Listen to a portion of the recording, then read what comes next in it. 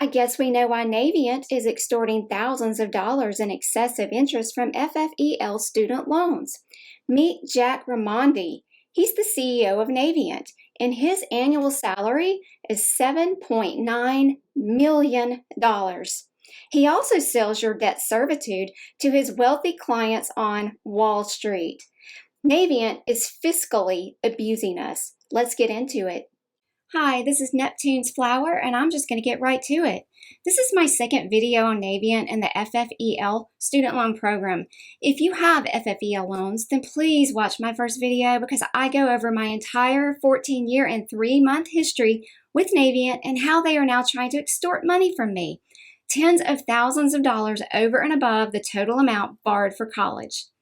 In this video, I'm going to go into detail on why they have kept these old FFEL loans and why they want us to continue paying them for thousands beyond the original loan amounts and for decades. Meet Jack. Jack Remondi, the CEO of Navient since 2014. Jack made $7.9 million in salary in 2021. Oh, but that's down from 2020. In 2020, Jack made $8.1 million. In 2019, he made $7.8 million, so you get the idea. Let's go back to 2021 and look at it in detail. Of his total compensation, $1 million was received as salary. 1.8 was received as a bonus. Oh, how nice. He gave himself a huge bonus. 4.9 was awarded as stock. 8,979 came from other types of compensation. So, Jack, I'm sure everyone with FFEL loans will be so excited to hear that we helped you make $23.9 million over the past 3 years. Good thing with COVID and all, you had something to fall back on. By the way, all of this information is public. Navient is a publicly traded company that manages $300 billion in student loans for more than 12 million debtors. That's you and me, my fellow FFEL student loan holders. Now, let's take a look at Jack. Doesn't he look like a nice guy? Yeah, so did Ted Bundy. Oh, I'm just joking. Don't be mad, Jack. Here's an article from the Washington Post dated January 2017 by Danielle Douglas Gabriel. I'm only going to read the beginning. In one day, Navient was hit with 3 lawsuits from federal and state authorities accusing the student loan management company of putting its interest, I'm sure there was no pun intended there, before those of struggling borrowers. Rather than take the time to help people find the best repayment plan, authorities say that Navient took the easy way out by steering borrowers into forbearance plans that temporarily postponed their payments, but racked up interest charges. Investigators at the Consumer Financial Protection Bureau say they discovered Navient employees misallocating payments, supplying incorrect information, and ignoring borrowers' requests for help. And those alleged misdeeds, coupled with others, informed lawsuits filed by the Attorney General for Illinois and Washington.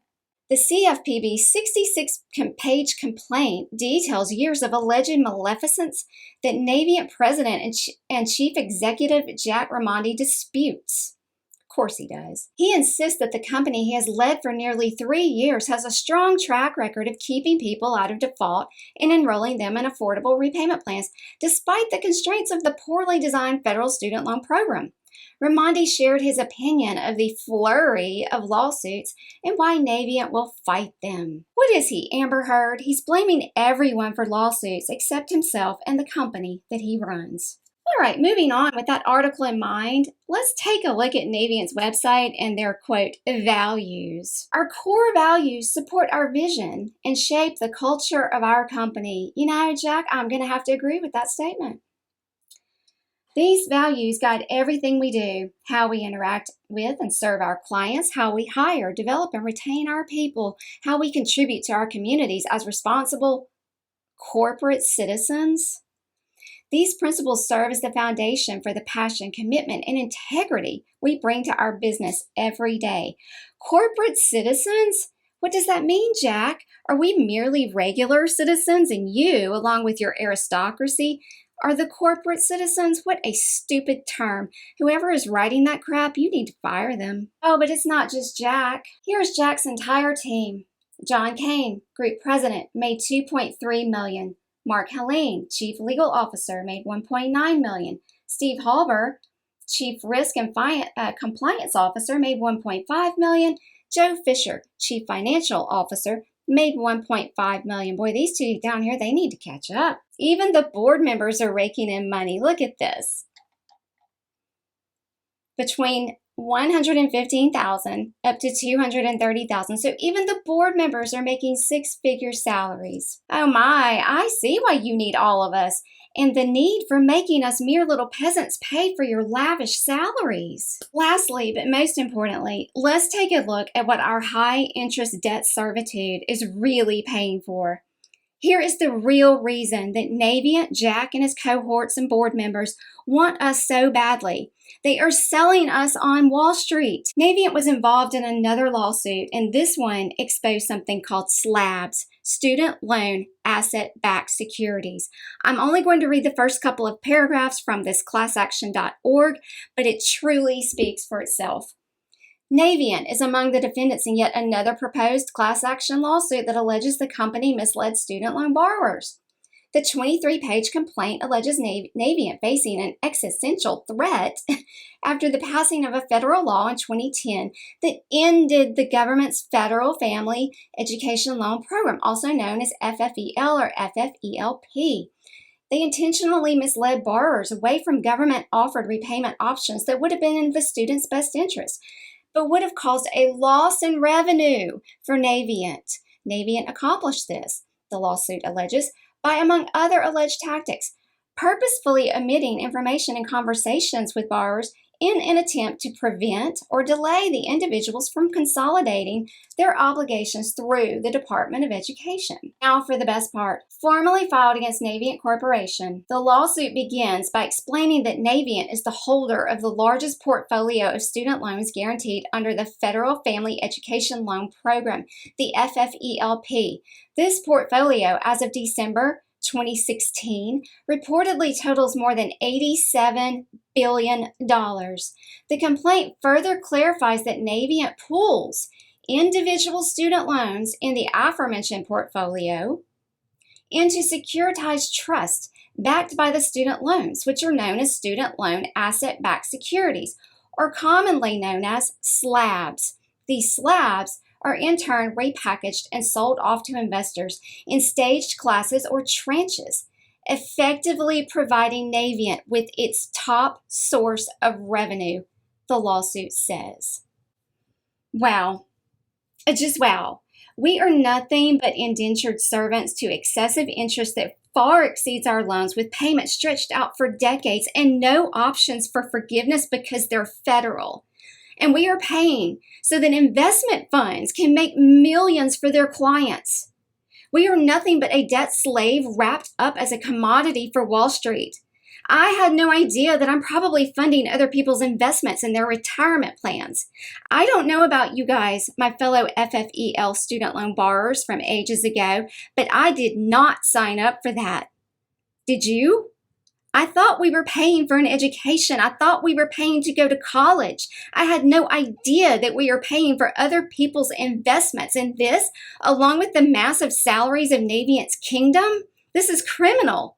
Navient is criminal, and the Department of Education is just as responsible for allowing this to happen. I'm going to end this video, this perfect summary, by Seeking Alpha. It's a short read, but it's precise. Student loan asset-backed securities are the Soylent Green of U.S. higher education. There is little transparency in the market for SLABS. SLABS are issued by Navient, Nelnet, and others. SLABS are purchased by large investors. However, a complete listing of large investors is unavailable. SLABS may be far from safe for investors. Yeah, no kidding. After the past 2 years, you would think they'd get that. All right, so let's go on to see Mr. Bill Harrington here of the Croatian Institute has been sounding the alarm bells. Mr. Harrington is telling everyone that he can. The market for privately securitized student loans is in trouble, and that oversight of the securities related to these loans is corrupted. Yeah, no kidding. SLABs are private and federally insured student loans that are bundled, rated, and sold in tranches. In other words, the private debt of student debtors and their families is turned into investments that are considered low risk, but in some cases high yield. This cachet, a mix of old FFELP, government-backed loans, the program that ended in 2010, and private sector loans may be valued at about $200 billion. SLABs are rated from AAA to B. Now, I'm going to skip over this part right here and jump just to the raters. The raters are Moody's, Standard & Poor's, and Fitch. These companies are paid to rate SLABs and are also tasked for government oversight. The credit rating agencies not only rate SLABs, but they are paid to rate them by the loan issuers like Navient and Nelnet, causing a potential conflict of interest. You think? All right, so this paragraph right here really just sums it up. Metaphorically, SLABs are like Soylent Green, the subject of the dystopian movie that came out in 1973 and portrayed New York City in 2022. The irony. It's not until the end of the film that the audience is told that the food that people were fighting for, the Soylent Green, was actually people processed for consumption. So I can't help but wonder, what would happen if all of us FFEL loan borrowers stopped making payments all at once? All right, that's it for this video. I will be back with another one soon. Until then, goodbye.